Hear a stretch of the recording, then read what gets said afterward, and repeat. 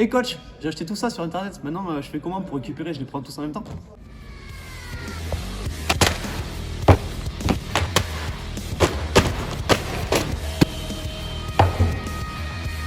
Ok, tu veux des bons compléments? En voici des compléments.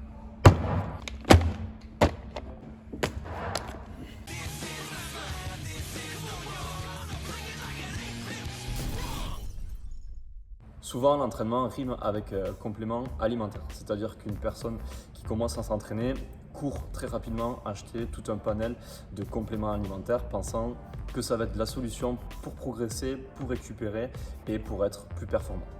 La philosophie, c'est un petit peu je m'entraîne donc je me complémente. En gros, on miserait 90% sur la complémentation pour améliorer sa récupération, alors que ça serait plutôt l'inverse, c'est-à-dire qu'on devrait plutôt miser 90% sur des facteurs qui sont essentiels, que nous allons vous expliquer juste après, et les 10% restants seraient plutôt consacrés à la complémentation, qui viendrait aider et contribuer à la récupération via, on peut dire, la base. Pour ATP, la base d'une bonne récupération passe par l'amélioration de plusieurs facteurs qu'on va détailler maintenant. Facteur 1, c'est le sommeil. Arriver à gérer et optimiser son sommeil est essentiel pour une bonne récup. Quelques tips pour un bon sommeil bien récupérateur, ce serait de dormir dans le noir le plus total possible, avoir le moins de bruit possible, une chambre qui soit quand même à température tempérée, voire un peu froide, et isolez-vous du bruit. Le volume d'heures de sommeil aussi est important, mais ça ne sert à rien d'avoir 12 heures de sommeil s'il n'est pas optimisé. Il vaut mieux avoir un sommeil plus court et de meilleure qualité.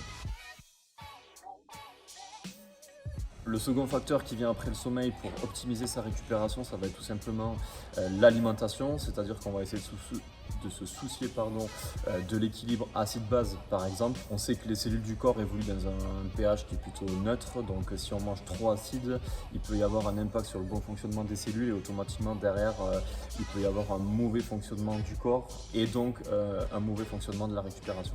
Dans un souci d'équilibre de votre pH, l'hydratation est aussi importante, mais aussi parce que votre corps est quand même constitué à plus de 70% d'eau, donc l'eau est très importante pour contribuer à la récupération. Donc surtout en étant sportif, on transpire beaucoup, on élimine beaucoup de liquide, donc du coup boire et s'hydrater très régulièrement est indispensable pour une bonne récupération. Votre qualité de vie va aussi être très importante. Ici, on parle de régulation des systèmes nerveux sympathiques et parasympathiques. Le système sympathique, c'est plutôt le côté excitant et avec les hormones type adrénaline qu'on peut retrouver dans la vie de tous les jours avec des situations stressantes, etc.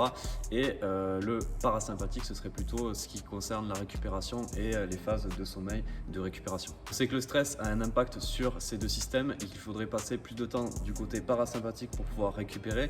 Pour faire cela, plusieurs techniques sont possibles. Donc la première, ce serait éviter le stress qui ferait monter le cortisol, inhibiteur des hormones qui permettent de récupérer. Pour faire ça, on aurait par exemple de la cohérence cardiaque, tout ce qui est technique de respiration, de la méditation, sophrologie voilà, par exemple. Avant de passer par ces méthodes, on peut tout simplement déjà gérer, on va dire, sa vie avec un petit coaching de vie, c'est-à-dire qu'on va essayer d'organiser sa vie, de mieux s'organiser sur les journées, pouvoir consacrer du temps au sport parce que le sport permet aussi de diminuer la charge mentale. Avant-dernier point pour optimiser sa récup, bien entendu, ça va être tout ce qui est gestion de l'entraînement. On n'en parle pas assez, mais bien entendu, trop s'entraîner n'est pas forcément bon signe et c'est pas parce qu'on s'entraîne beaucoup qu'on va beaucoup progresser. Il faut laisser du temps de récupération à son corps, tout simplement parce que votre corps a besoin de se régénérer et on parle de phénomène de surcompensation, c'est-à-dire que si on se régénère, votre corps surcompense ensuite derrière, donc vous revenez avec un meilleur état de forme. La gestion de votre entraînement, ça va être des jours de récup dans la semaine, ça va être savoir ne pas s'entraîner quand on est trop cassé, ça va être aussi inclure des récupérations actives. On a fait Type zone 2. Ouais, type zone 2, on a fait une vidéo dessus d'ailleurs que vous pouvez retrouver. Des semaines de deload aussi, on peut mettre en place des semaines de décharge où il y aura moins de volume, moins d'intensité, histoire de pouvoir calmer un petit peu son cycle d'entraînement. On peut aussi parler des contenus de séance, dans le sens où très souvent certaines personnes font des séances à rallonge qui peuvent durer plus d'1h30, plus d'1h45, voire 2 heures, voire 2h30. Donc c'est des séances qui sont traumatisantes et comme on le disait il y a 1 minute, c'est pas forcément parce qu'on s'entraîne beaucoup, avec beaucoup de volume, qu'on va énormément progresser. C'est un petit peu comme le sommeil, des fois il vaut mieux moins dormir mais avec une meilleure qualité pour avoir de meilleurs résultats. Dernier point, pour pouvoir optimiser votre entraînement, c'est votre patience. Souvent les gens sont impatients, ils veulent des résultats tout de suite, on veut tout trop vite, c'est un peu la société actuelle. Ouais, on le voit au travers des personnes que l'on coach, avant de comprendre, de changer ses habitudes au niveau de la récupération, enfin, du sommeil, de l'alimentation, de la gestion de leur vie. Et de leur entraînement, en fait, les gens sont vite impatients, ils commencent à s'entraîner, ils veulent déjà des résultats, donc ils pensent que les produits, les compléments alimentaires sont une solution un petit peu miracle, et donc ils se jettent et ils courent de suite sur tous les compléments qu'on peut trouver dans le commerce, et ils espèrent avoir des résultats très rapides grâce à ça. Malheureusement, c'est pas forcément... On vous conseille plutôt d'être acteur dans votre pratique et de chercher à comprendre et être régulier sur vos entraînements, et puis d'être patient, parce qu'avec le temps, on obtient tout ce qu'on veut. Tout ce qu'on veut, exactement.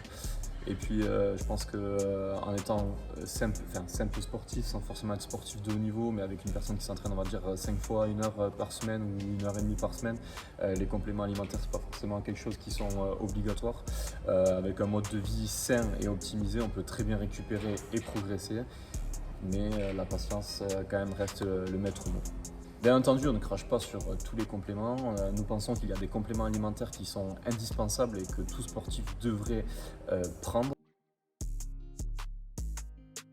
Notamment les oméga 3 dans un souci d'équilibre. Donc là on va être plutôt dans l'optimisation de l'alimentation, mais plutôt dans un souci d'équilibre du ratio oméga 3 oméga 6, où dans la société actuelle on a beaucoup trop d'oméga 6 et on a un déficit d'oméga 3. Les oméga 3 sont quand même anti-inflammatoires, donc pour tout ce qui est prévention des blessures, c'est quand même assez intéressant. Bien entendu, il y a d'autres effets recherchés et qui sont intéressants dans la complémentation en notre rang.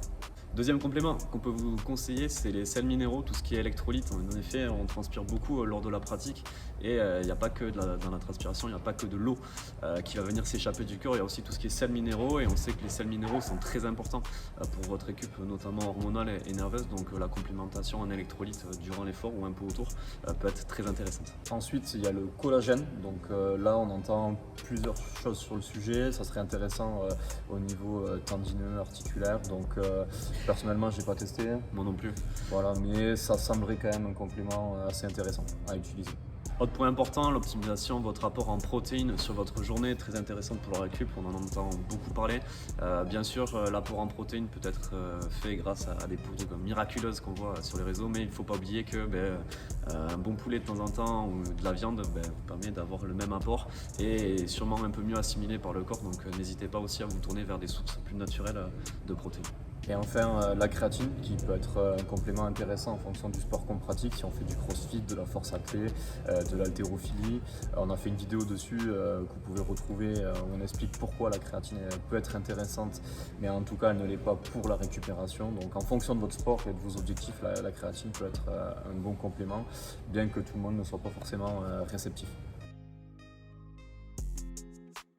Donc on fait cette vidéo surtout pour vous montrer que les compléments alimentaires, c'est pas indispensable, vous n'êtes pas obligé d'aller courir dans le premier magasin que vous voyez ou sur la première boutique en ligne et claquer des centaines d'euros pour essayer d'avoir quelques compléments et booster votre récupération.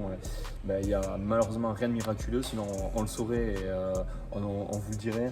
Mais voilà, je pense que dans un souci de santé et dans un souci de prise de conscience, il vaut mieux optimiser. On est sportif, on s'entraîne, on va être en bonne santé.